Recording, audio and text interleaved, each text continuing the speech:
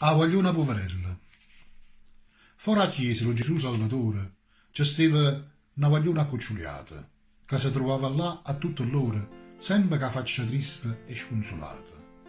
Passavo tempo stendendo a manella, una vesticciola messa stracciata, sperando di avere qualche monetella, ma l'avevano a stiendere guardata. Tutta la gente che passava a Camponte iva sempre presso e si scansava, lasciando la guagliona senza sopponte, che si guardava a mano e si tirava.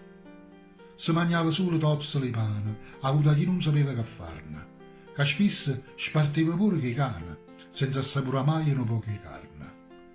Pure a Virne, in vuole solo una sciarpa, che così non poteva sta nessuno, teneva i piedi scausa senza scarpa, con tanta chiaia, falita e geluna.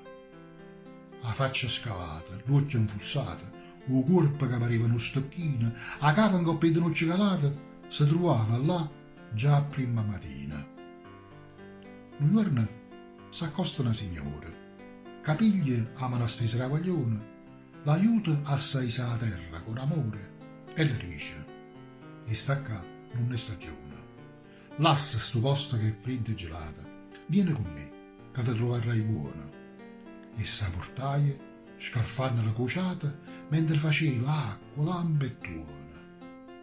Nessuno ha visto più quella creatura, ma c'è sta chi l'ha riconosciuta, rindo quadro la chiesa in faccia mura, quando insieme a Maronna se ne chiude.